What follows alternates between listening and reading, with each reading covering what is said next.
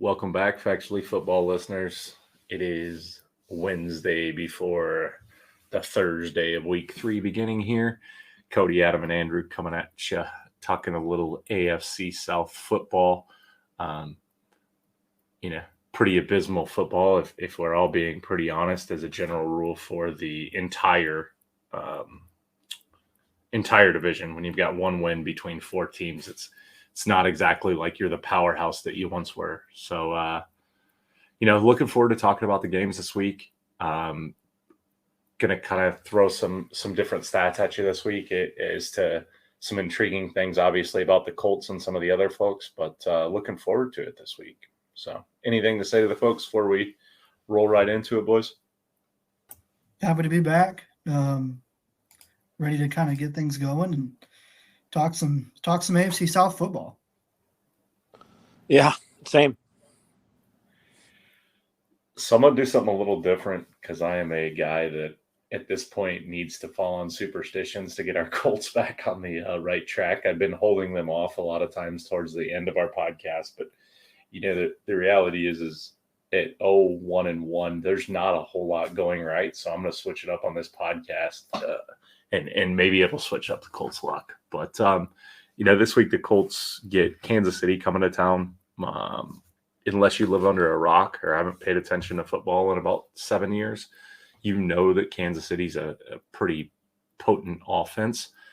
Defensively, they leave a little bit to be desired for the most part. They've got some good players. Obviously, the young fellow from Purdue, George Karlaftis. They've got Chris Jones. They've got some players there, but just can't ever seem to keep it all together defensively. But offensively, they're one of the best, if not the best, in the NFL.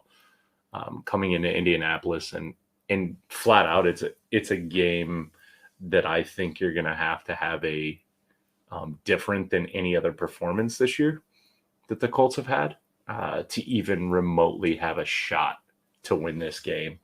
To me, this game is way off in Vegas right now. Vegas has it as a 5.5 for Kansas City. If the Colts do what they have been doing, I don't see any way that they don't lose this game by double digits. What are you guys' thoughts on that before I jump into some different player conversation?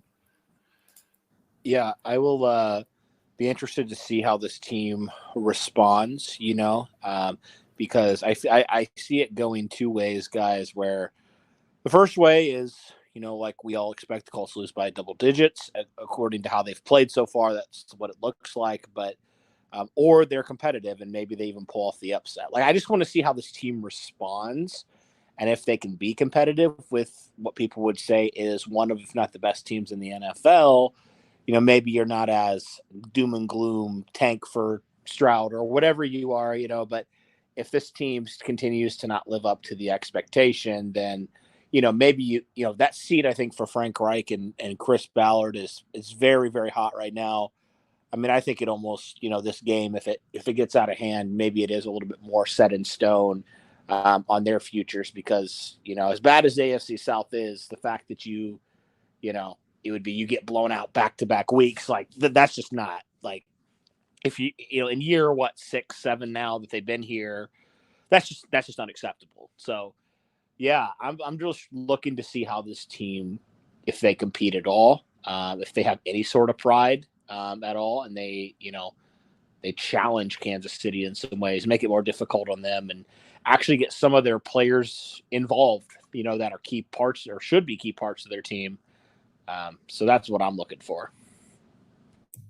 Yeah, I am kind of surprised how a team with 8 Pro Bowlers can come out so flat 2 straight weeks, and then to be just blown off, or blown out rather, 24-0 by Jacksonville. There was just absolutely no sense of urgency. I felt like the play calls were a bit head scratching, and honestly, I mean, it's something that I think we've touched on. We know other people have touched on in the media realm of left tackle, wide receiver, outside of Michael Pittman and Alec Pierce, who hasn't really shown you much. Of course, he's been out with an injury, so that's a little bit of a different scenario. But outside of those 2 guys, we saw what the Colts offense looked like from a passing attack standpoint, minus their top two weapons. And it was hot garbage. It was atrocious. It was very much like survive and advance. I felt like on every drive, for the Colts, it was just a really, really terrible performance all around. And honestly, I know the Colts get off to slow starts and they've kind of found a way to climb back into the AFC South or maybe even the AFC playoff picture months down the line. They've got a tough 2 or 3 game stretch that's going to say a lot about whether or not this team is going to be competitive this year or whether they're going to be competing for a top 5 pick. Yeah, I mean, I think the only thing that I will say about the coaching staff, only so I don't go down a hallway in a tirade here, is I hold absolutely zero credence to any of the stuff out there on Twitter right now from Frank Reich that he said in his phone call this week. This whole, like, we're not that far away garbage. In fairness, we've been hearing that for 5 years, and it's just not fair to the fan base. Even if you really think you're not that far away, you also haven't really done that much to get that much better. And let's be very honest about that. You didn't go out and get a receiver. You didn't go out and get a left tackle. There are 9 million reasons why. And flat out, at the end of the day, you're not winning football games. So it doesn't matter how smart or what reason or yet, it didn't work. And it's time to make a change. Again, I won't go down that hallway because in fairness, I would go down a deep, dark hallway here. I am not a fan of what's going on there. But talking about the folks that did play, Andrew, you mentioned a couple positions that I just wanted to talk about some stats here. And it was, for me, I like to watch the game and kind of see things during the game, process it a little bit, and then go back statistically and see if my eyes were playing tricks on me or what exactly was going on. You talked about a couple positions I want to hit on before I jump over to the defensive side. That's left tackle and receiver. First of all, at the left tackle position, if I were to say anything but Matt Pryor looked like he was getting completely beat like a drum, I think it would be a lie. A good friend of mine and I were over here watching the game, and it literally was almost a joke. Anytime there was a replay, anytime there was pressure on Matt Ryan, it seemed to always come from Matt Pryor's side. And I know the Colts are all about giving everybody and their brother like a second, third, 14th, 17th chance or finding the diamond in the rough. But at the end of the day, again, I think the fan base is owed a better player. And so statistically, I took a look at pressures allowed last week and what that looked like. So Matt Pryor played 35 snaps last week. 12 of those snaps were run blocking. So I won't really address those because run blocking, when you start looking at certain stuff, it's not exactly easy to dissect how someone did. But the reality is he had 23 pass snaps. One had a penalty, so he technically had 22 snaps.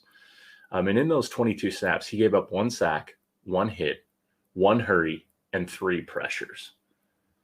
To give you an idea, last year, in 73 snaps, he gave up 1 sack, 1 hit, 2 hurries, and 4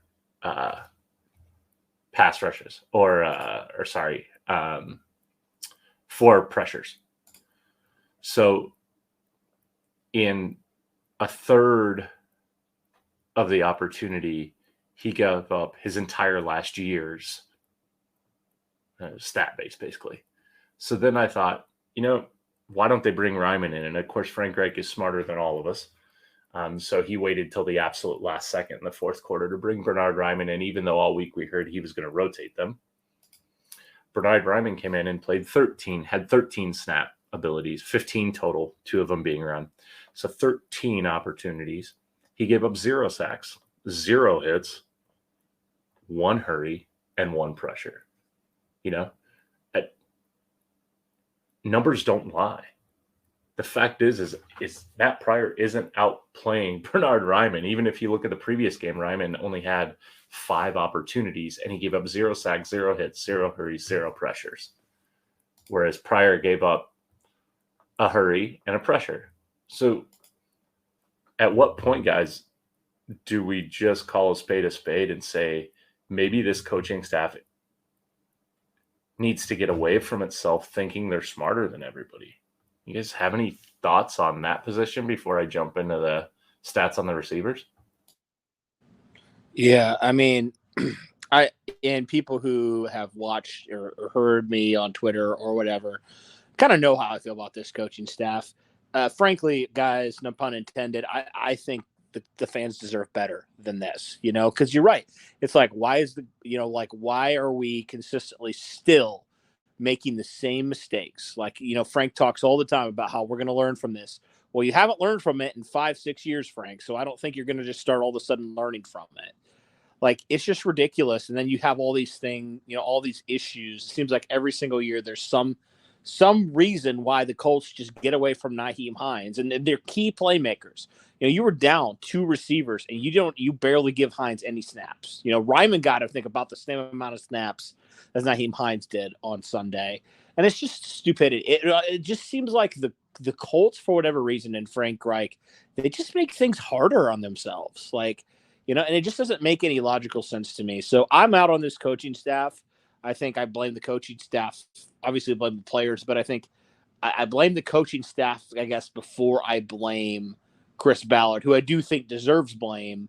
But I think first off, I do blame the coaching staff because, at this point, like, the Colts are a talented team. I still do believe they have talent, like, at a lot of positions. And so the fact that, like, it's not just like one key player's not playing well. It's a lot of these guys that you paid a lot of money to are, frankly, playing horrendously. You obviously hold the players accountable, but also I just, guys, wonder if the culture that Frank Reich and this coaching staff have set is one of laziness and non-accountability, because like it seems like players that were really, really good for a long time, as they've like kind of gotten into the system, it feels like they've kind of gotten lazy. They've gotten paid and they've gotten lazy and they haven't held themselves or been held accountable. And that's why Braden Smith, who a lot of us would say is a top right tackle, is getting beat so much. And I really do believe that the culture the coaching staff has set has let some of these players get away with far too much in terms of just the laziness, and what's the deal, guys, with not playing good players? Like, why is Brandon Faison completely out snapping Isaiah Rodgers? Why is Isaiah Rodgers getting no snaps on defense? Just the dumb things that like any ordinary Joe would see and say, like, no, that's stupid. Why would you do that? And yeah, I'm just kind of out on this coaching staff because it seems like this is a trend that just keeps continuing every year. For me, there's one thing that you both said that kind of stuck out. Excuse me. I think the Colts sometimes find themselves in a position where they say, we're going to go with this guy at left tackle. Look at Matt Pryor. What does Chris Ballard and Frank Reich say about Matt Pryor? Well, we like Matt Pryor. We like what he can potentially bring. So it's only fair to give him a shot. Well, on the small sample size that you had, Adam, as you pointed out, he wasn't very good, certainly not in pass protection. And your response to that is to not address the left tackle spot outside of drafting Ryman. You don't even look into the veteran market. You just essentially convince yourself that, well, we like Matt Pryor, so we're going to just throw him in there and see how it works. I feel like the Colts sometimes trick themselves into thinking that certain players can step up in crunch time or step up when needed and make big plays just based off their own likeness. Matt Pryor, Desmond Patman, Ashton Doolin are just a couple players that come to mind. Really solid rotational players. Like, if you need Desmond Patton to make a play for you, that touchdown catch in Arizona that he made last year, okay. Ashton Doolin had 79 receiving yards on Sunday. they're really solid rotational players. Matt Pryor, when he came in as a backup right tackle when Braden Smith was injured last season, played pretty solid, I think, as a rotational player. Again, I'll kind of repeat what I said. They oftentimes, well, we like a player, so we're just going to insert it into, I think, one of the more important positions on an entire roster, certainly in left tackle, and they just take absolutely zero accountability, Ballard or Reich, when they don't play very well. And their response is, well, we like them. Well, we'll see what happens. And it's not working, clearly, as you guys have said, 6 years into this.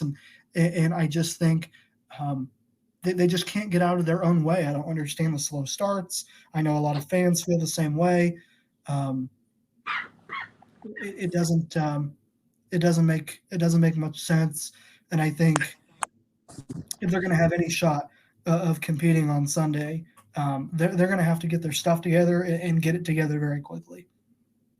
I would even throw out, before you go, Adam, like Danny Pinter. Like, I get that you like him, but the fact that you let two guards that I think last year were some of the best in football according to PFF, like, you let them, not just one, but not just both, but you let them both go. Like, you didn't even save one of those guys who were very consistent for you last year. And it just seems like things like that, that just don't make a lot of logical sense. And then even, I know to a smaller degree, but like Taylor Stallworth, you just think, oh, we'll just find some more guys, just things like that, where it's like, no, you found good guys, like, keep them, like, keep these good players. And so, you've had issues at right guard, you've had issues at left tackle.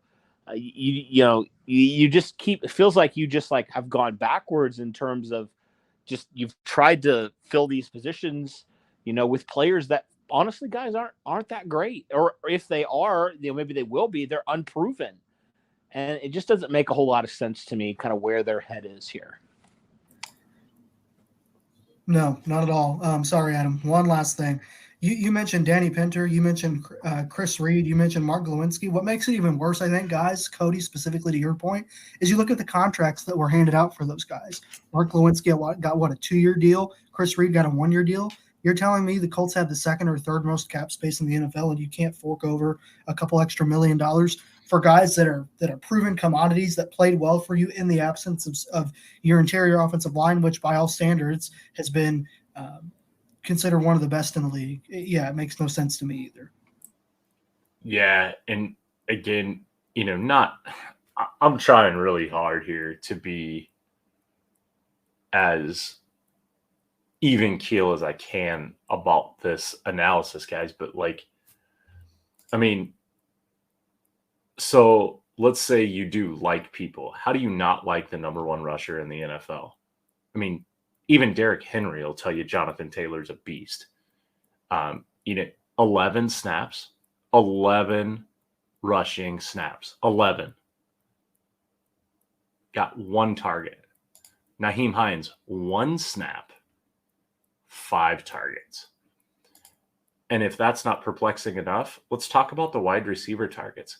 Can somebody please help me understand why Paris Campbell out of the slot had 1 target all game? 1 target on 31 snaps. You're telling me he was that blanketed by a average secondary, in all fairness? And Ashton Dulin was that much more wide open in 25 snaps that he got 6 targets? And if you think that, Desmond Patman was targeted 6 times and only caught 2 balls. So again, there's something that just doesn't smell right now with this organization. And that's why I keep referring to it as arrogance. It may not be arrogance. That may be unfair. Some people may listen to this and be like, wow, those guys are just really hard on him. But maybe it's not arrogance. But at some point, we need to start being honest here. We have too good a team and we're wasting too much talent. You think Jonathan Taylor is going to want to resign here if they keep playing like this? Do you think he's going to want to have a game where he gets 11 carries? A guy who historically has gotten better with more carries. At one point in this game, he had 3 carries for 4 yards. He still ended up with 54 yards, but he only had 9 carries. Odds are, if you would have keep giving him the ball, he would have done a whole lot better than forcing Matt Ryan to force throws which in all fairness, I'm telling you, 2 of those picks aren't on Matt Ryan. 35% of his pressures led to sacks. Or his pressures led to sacks this week. 35%.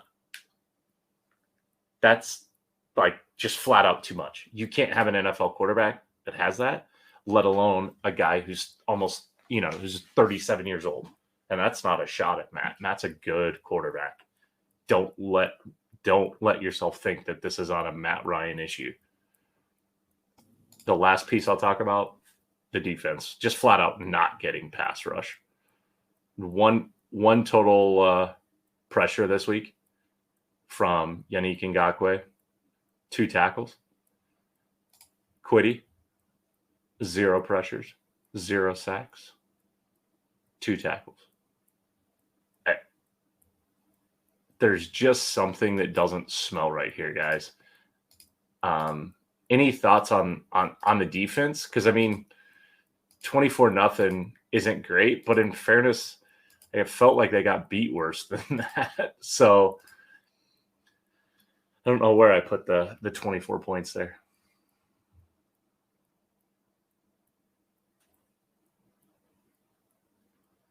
Anything from you guys, thought-wise?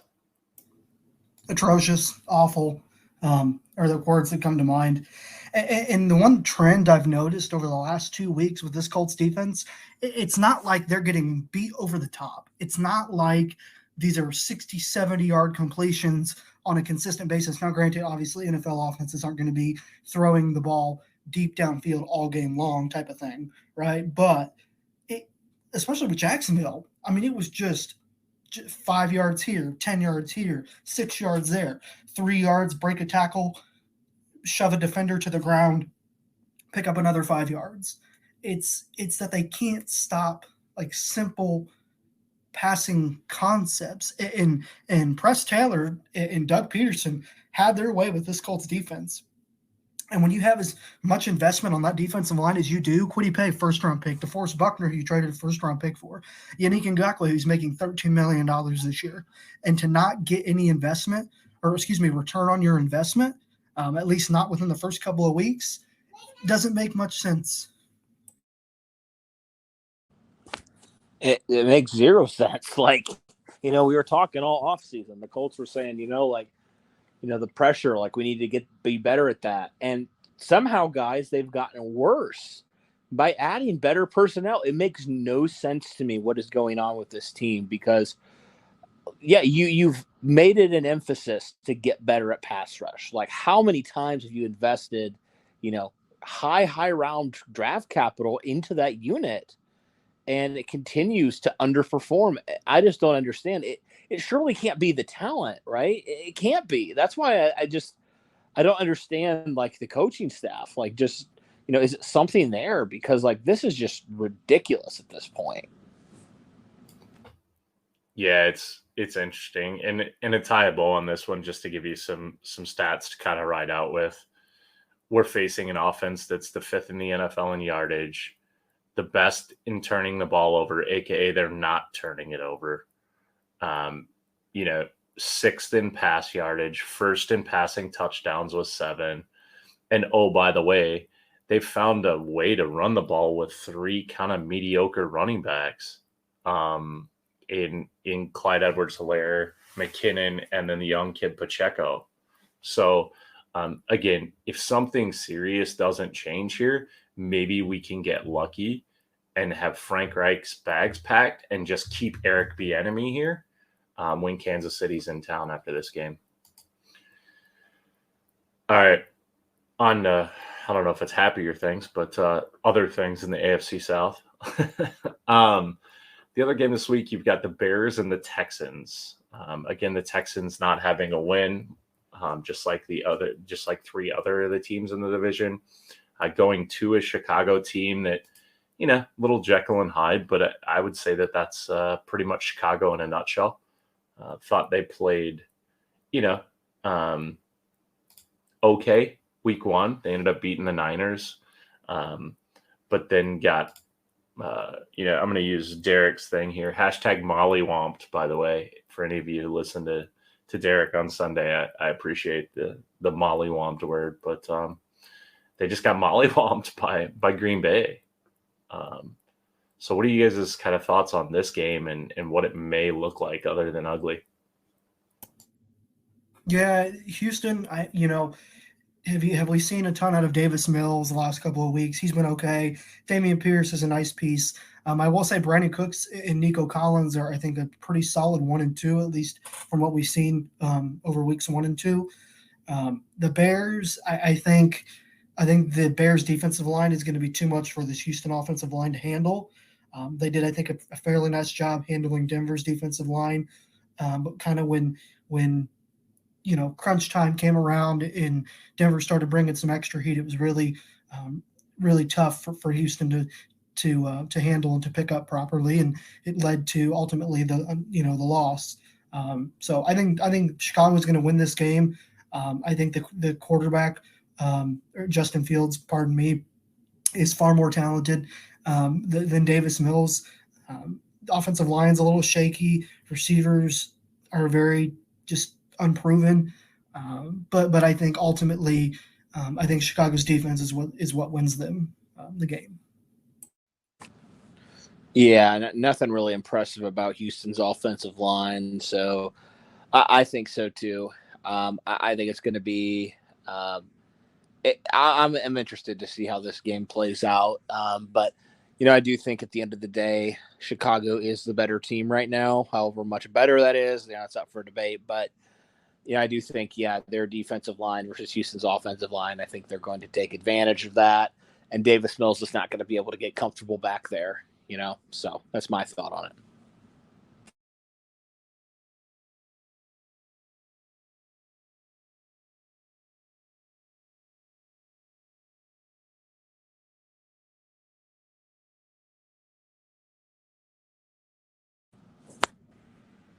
Is anybody there?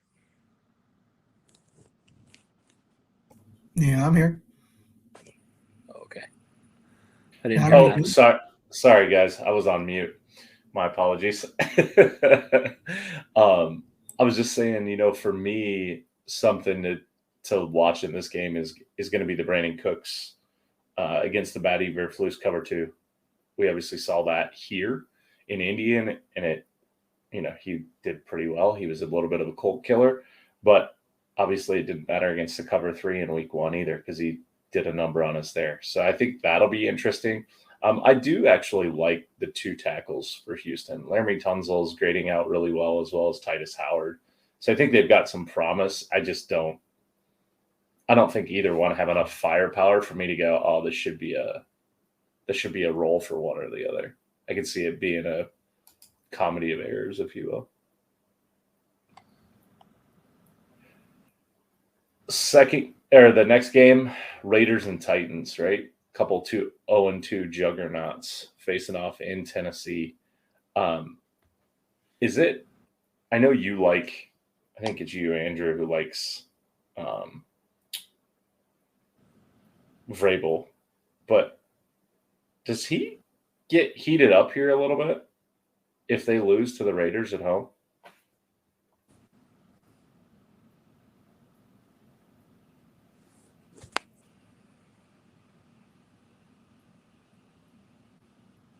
Oh, sorry. I thought you were talking. I thought Andrew was going to answer. Yeah, no worries. Go ahead, Cody. I think maybe so. Yeah, and the Raiders are a team that they are probably coming in really motivated. They've had some tough losses early on, and do think they have a lot of talent on their team. So, yeah, I think Vrabel's seat might be a little hotter, a little warmer than we think about a little bit. Now, again, how much do you weigh that on? Look what he's had to work with versus what Frank Reich's had to work with. But anyway, yeah, I do think it might get a little warm if they do start out 0-3. I mean, any coach's seat has to, in some way. And who knows, man? Maybe we'll get lucky and he gets let go and Reich gets let go, and then we get him. I'd be happy with that. I like Mike Vrabel a lot. Yeah, for me, I think it's going to come down to, one of the more interesting stats in the league is a team that starts 0-3 has a 6% chance to make the playoffs. The last team to do it was Houston a few years ago, I think in 2018. Started 0-3 and found a way to make the playoffs. So it's no easy feat. But if you're Tennessee, you get beat by the Giants at home. You get beat badly. I mean, badly by the Bills. I mean, and everybody wants to chalk it up to, well, it's Buffalo. Buffalo's going to do that to everybody this year. Well, the last time Tennessee played Buffalo, which was last season, they won and scored 31 points, I believe, or 34 points. And Monday night, they showed absolutely no signs of life. Derrick Henry was held to less than 2 yards per carry. That offensive line, as we kind of talked about briefly this offseason, kind of showed why we had some concerns or some reservations because they couldn't keep Tannehill upright. And I think Tennessee's offense is largely predicated on running the ball downhill with Derrick Henry and play actioning off of that. Obviously, it's more complicated. They're not complicated, but more complex than that. But for the most part, that's what they like to do. In Treylon Burks, I think he's a solid player, hasn't really shown much. Kyle Phillips, okay. Robert Woods had a couple of nice plays, but I mean, really outside of that, their offense looked really kind of sluggish. And Ryan Tannehill is just kind of reverting back to the old Ryan Tannehill, the one that can't make a proper read and is throwing pick sixes and just, they looked kind of stunned and stifled for much of the game. Credit to Buffalo, obviously with the way their defense is played, but for Tennessee, and Las Vegas both, I think it's a must-win game. And I think Las Vegas, I haven't seen enough from Tennessee. I think their secondary is a little worrisome. Their pass rush outside of Jeffrey Simmons is very hit or miss. They really miss Harold Landry. You can just see the kind of impact that he had last year and now how they look without him. I think Taylor Lewan's knee injury is going to be something to keep an eye on just because you have Chandler Jones and Max Crosby coming off the edge, and you've got two backup offensive tackles in there. Can they hold up against, I think, one of the better pass rushing duos in the league? We'll see. I like Las Vegas to pull this one out just because they've looked really solid in their first couple of games. And aside from a really head-scratching 20-point lead that was blown last week, I think Las Vegas is the far more talented team, certainly on the offensive side of the ball. Yeah, I think when you look at this game, for me, it's a how many paths to victory can you get, right? We know that Tennessee, in fairness, and again, Treylon Burks has done a little bit better than I expected. I thought he played well against Buffalo.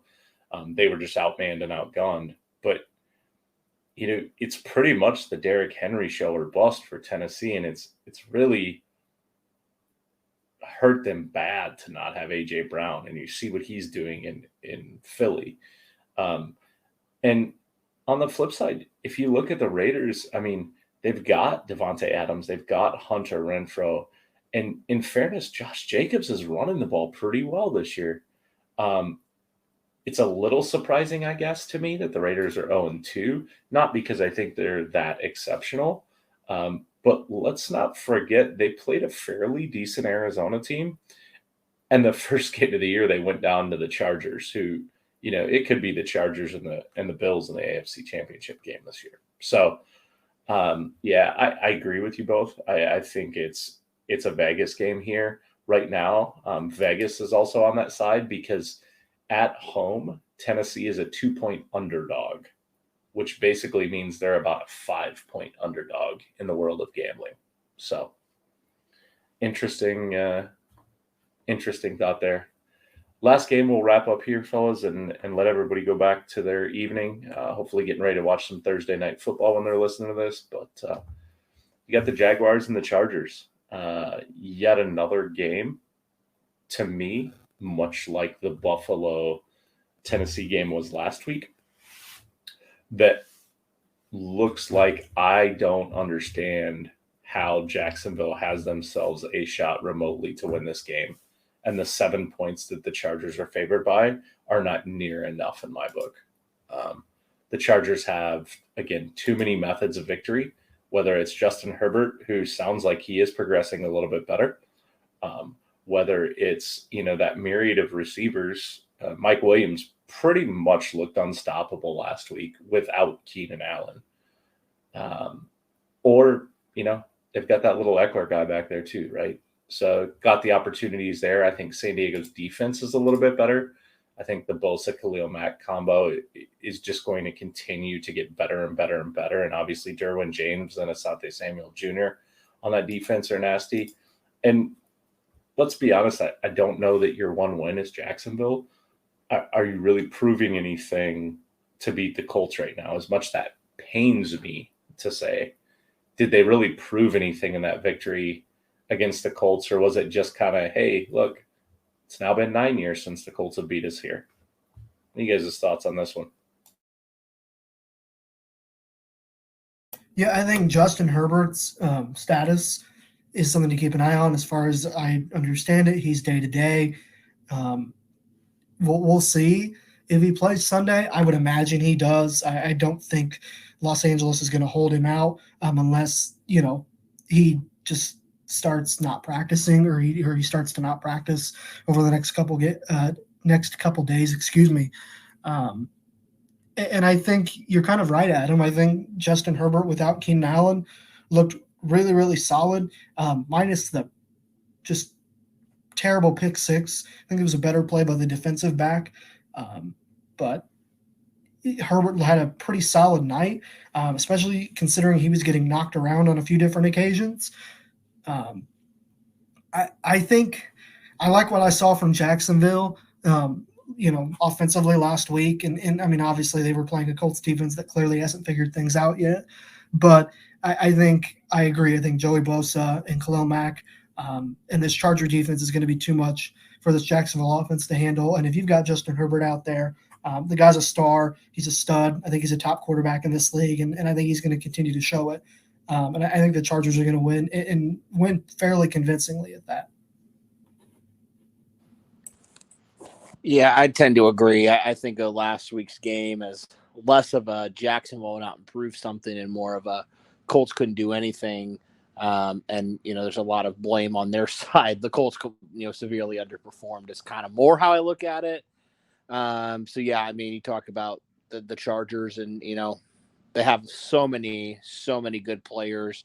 You got to start, obviously, with Justin Herbert and just what he's been able to do and how he continues to progress and be one of the best quarterbacks in the NFL still. So, yeah, I look at that and I look at, just you talk about the pass rush tandem they have there. It's scary. It should be scary for Jacksonville for sure. But again, it all will obviously depend on, does Herbert play? And if he does, I think I don't think the Chargers have any issue at all, taking care of business against Jacksonville. Just a little bit of a bow on this for the Colts as well. Just got some word that Shaquille Leonard did officially fully practice today. So that a little bit of good news. Alec Pierce still did not practice, nor did Michael Pittman, but it does sound like Pittman's trending towards good. DeForest Buckner was full as well as Kenny Moore. So again, it'll continue to kind of flow in. I'm also looking to see if Marcus Brady gets a little more play calling this week. Don't know what's going to happen there in Indy, but good to get at least our emotional leader in Shaquille Leonard on the field for the first time post back surgery. I'll be intrigued to see how he approaches that. So thanks everybody for stopping by. Thanks for listening and continuing to be good listeners and continue to check out our YouTube channel, our Buzzsprout channel, any of the other methods, whether it's Spotify, Apple, all those different podcast methodologies that you listen to. Keep checking us out and we appreciate it. Have a great week all.